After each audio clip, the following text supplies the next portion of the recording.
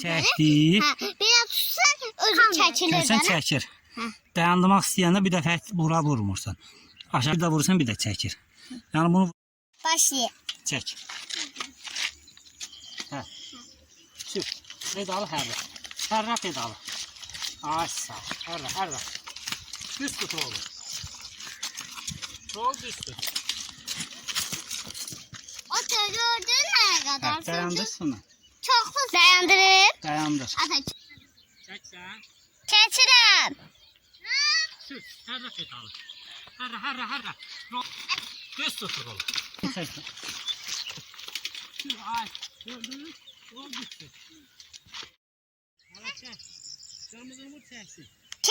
Vurdum.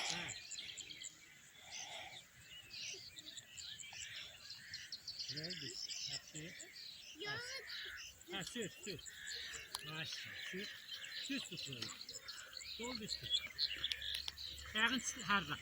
Pedal harda. Harda. Ne düştü? Dayandır ayağın. Şuna dayandır. Evet.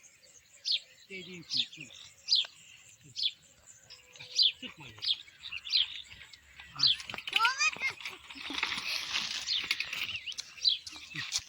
Getir ayağın.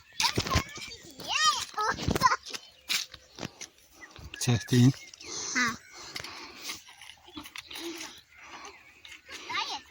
Ha. Bacın tələ sürsün. Rol düz tut ha. Ayağın. Rol. Ha. Şuradan ha. Yok tamam abi. Tələ geçsin.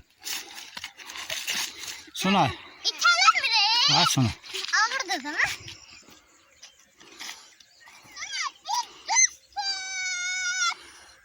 Sürün.